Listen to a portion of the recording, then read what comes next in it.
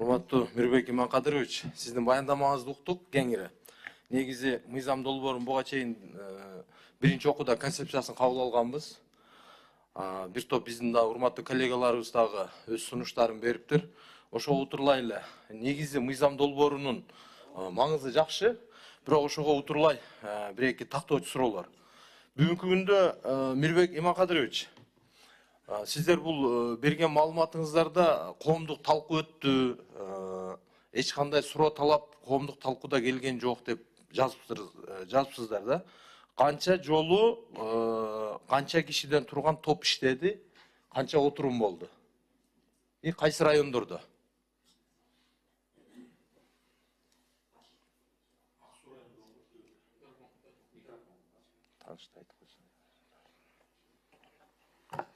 Көчүс Ак Суу районунда болду. Ошо Ак Суу районунун Өзүң боюнча таанышып койсузбу? Нурдин Давлетов, Айыл чарба министрлиги. Анан ошо Ак Суу районунда көп азыр жана Валериян ошол жакта чыгат да, өсөт да. Ошол жактан көп талкуулар болду. Анан элдердин суранычы боюнча ушундай иштеп чыгып атат да. Кыргызстан боюнча 40 районунун ичинде бир эле Ак Суу районунда талкуу болдубу? Жок, эң көбү ошол жакта да. Жок, кайсы областтарда сунуштар болду?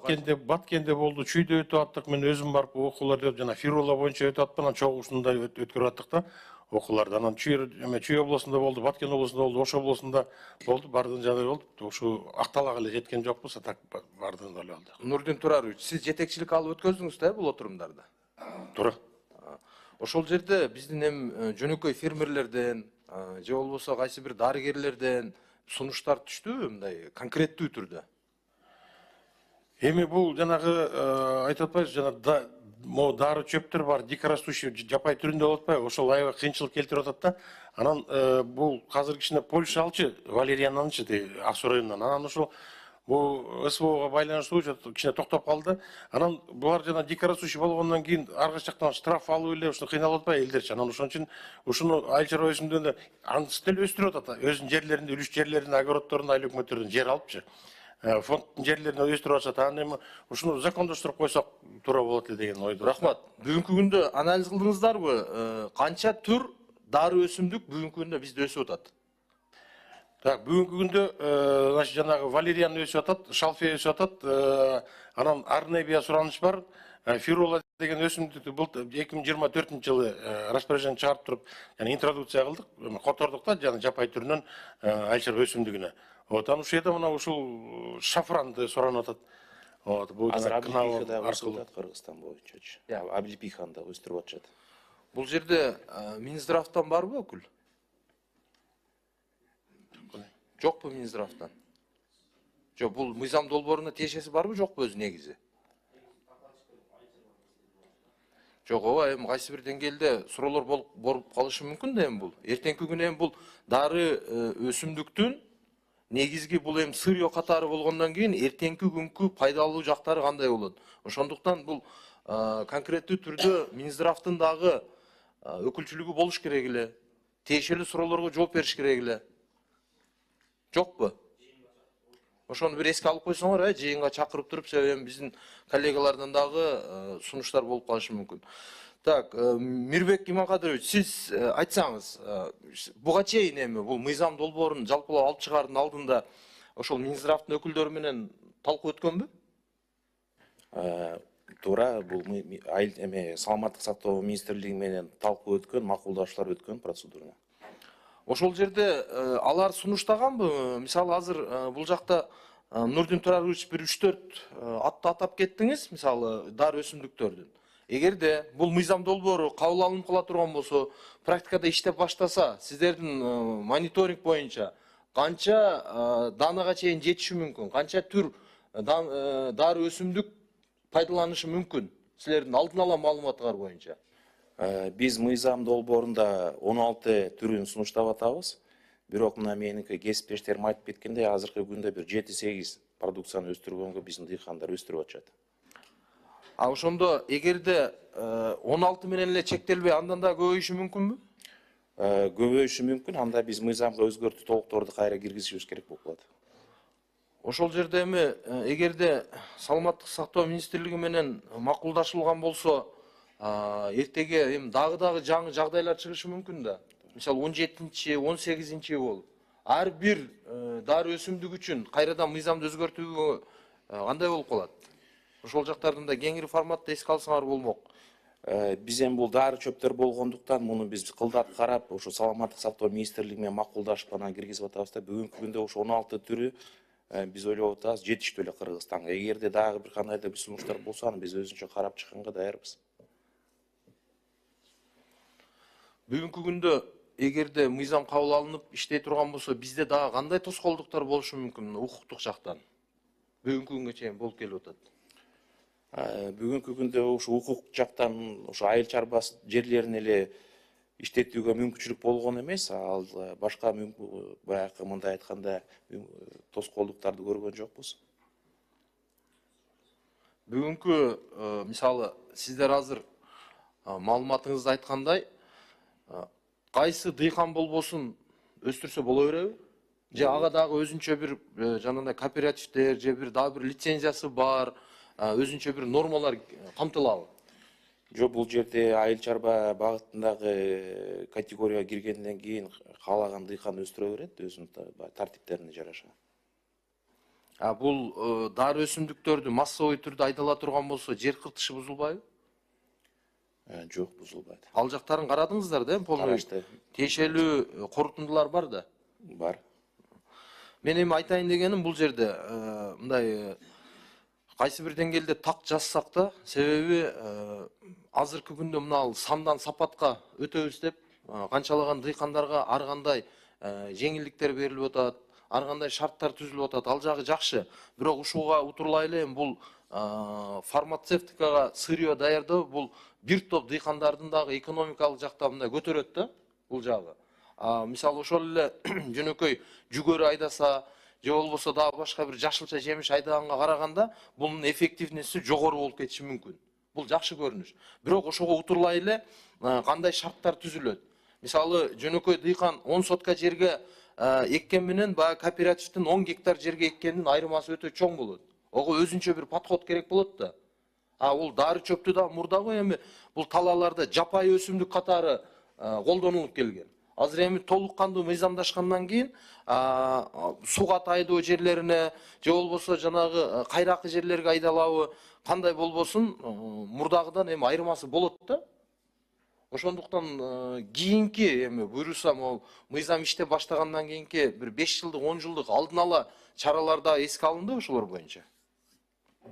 Эске алынат, бирок эми биз баягы мыйзам кабыл алганда эле жердин баардыгы жанагындайга өтүп кетет дегенден алыспыз. Азыркы күндө дыйкандар бул дары чөптөр менен иштеген дыйкандар иштеп атат.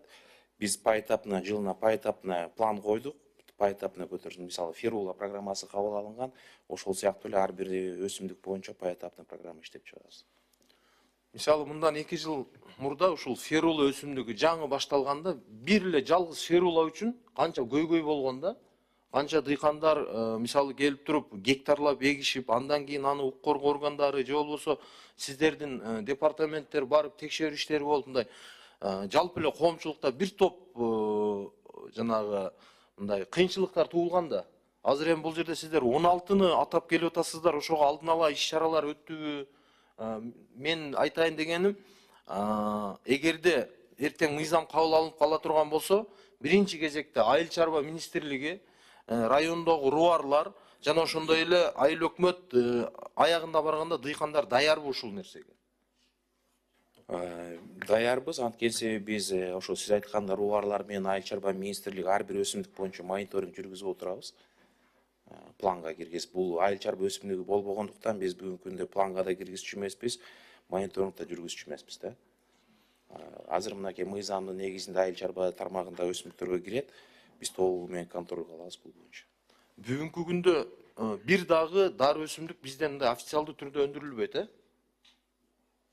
Бүгүнкү күндө өстүрүлүп атышат, бирок мыйзам баягы мыйзамда андай норма болбогондуктан биз учетко ала элекпиз алардычы. Сиздер мына биздин коңшу өлкөлөрдөн же болбосо кайсы бир ушул тармакты жакшы өнүккөн өлкөлөрдүн практикасын көрдүңүздөр? Биз карап чыктык бул боюнча Кытай, Индия, Россияда Африка өлкөлөрүндө, Европа өлкөлөрүндө өстүрөт экен мындай чөптөрдү. Производство масштабтарда. Бул өстүрүлгөн өсүмдүктү пока что мисалы иштете турган бир завод же болбосо дагы бир фабрика дейбизби, кайра иштетүү жагы азыр пока каралы элек, Бизде кайра иштетүү жагы эми карап атабыз азыр чынын айткандачы. Бирок бар баягы кичи фармацевтический заводдор, фабрикалар. Бирок чоң республикалык деңгээлде, масштаб деңгээлде анчалык жок. Эми мен айтайын дегеним, бул жерде мисалы сиздер Айыл чарба министрлиги ошону кошумча долбоор катары да карап кетсеңиздер жакшы болот да. Буюрса мисалы быйылкы жылы бул мыйзам кабыл алына турган болсо, келерки жылдан дыйкандар баштай турган болсо, эми дыйкандарыбыз өндүргөндөн кийин аны мамлекет биринчи кезекте сатып алыш керек да, өзү. Сатып алып, кандай түрү болбосун кайра иштетүүгө жүргүзүш керек. Же болбосо жеке компанияларгабы, же биздин өзүбүздүн ички инвесторлорго бир мүмкүнчүлүктү, шартты түзүп, алдын ала даяр туруш керек. Себеби биздин жөнөкөй дыйкан товарды өндүрүп алгандан кийин, аны эми бул дары чөп болуп аткандан кийин башка жака сата албайт, башка жака иштете албайт. Башка мамлекет кайсы бир деңгээлде анын сертификациясы жок же башкасы жок алышы бул күмөн жаратышы мүмкүн да. Ошондуктан сертификациялоо боюнча дагы, биздин кайра иштетүү боюнча дагы параллелдүү жумуштарды алып кетсеңиздер, бул сунуш катары. Негизинен мыйзам долбоору бул бүгүнкү күндүн талабы, мен колдойм, бирок азыр мен айткан сунуштарды, суроолорду бир катар карап койсоңуздар. Урматтуу баяндамачы Мирбек Иманкадырович, мына өзүңүзгө белгилүү болгондой, азыр кеңири талкуулап атабыз мына мыйзам долбоору. Бүгүнкү күндөгү бул сиздер алып келип аткан мыйзам долбоордун маңызы өтө жакшы, негизи. Бирок Мирбек Иманкадырович, сиз жакшы өзүңүз даярданбагансызбы, же болбосо бир конкреттүү түрдө бир кызыгуу болгон эмеспи? Жетишерлүү жооп бере албай атасыз да? Урматтуу президенттин өкүлү, эске алсаңыз. Эми бул жерде биз комитет бул мыйзамды алып чыгып аткандан кийин эртеңки күнү жалпы жыйынга чыкканда биз өзүбүздүн комитеттен талкуулап, бардыгын ушул жерде тиешелүү сунуштарды берип, эртеңки күнү жалпы жыйында өзүбүз коргошубуз керек бул мыйзамды. Макул, биз бүгүнкү күндө сизге колдоп берели, колдойлу эле деп турабыз. Бирок сиз конкреттүү түрдө, жеткиликтүү түрдө айта албай атпайсызбы? Коргой албай атпайсызбы? Депутаттар канча суроолорду берди, тиешелүү, жетишерлүү жооп ала алган жок. Бул эми мындай сизге сын катары эмес, мындай реалдуу түрдө бул сизге сунуш катары да, эртеңки жалпы жыйынга бир жакшыраак даярданып, тиешелүү жетекчиликтер менен, же болбосо баяндамачы сиз өзүңүз жанагы саламаттык сактоо министрлигинин өкүлдөрү менен дагы бир убакыт бар. Же болбосо биздин аппарат менен, жалпы өзүңүздөрдүн отделдериңиздер менен жакшыраак даярдансаңыздар, бир жакшы болуп өтсө, мындай өзүңүздөргө деле мындай жагымдуу болот да.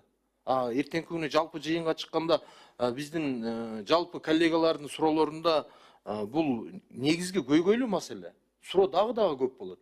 Ошондуктан мен сунуш катары мен мисалы жеке өзүм колдойм, бүгүн дагы колдоп берем. Бирок эртеңки күнкү жалпы жыйынга чыкканга чейин дагы бир жакшыраак даярданып, жеткиликтүү кылып туруп, бизде эми жалпы коомчулук эл түз эфирде көрүп турат да. Ошондуктан жетишерлүү кылып туруп жеткизсеңиздер дагы жеңил болмок. Рахмат.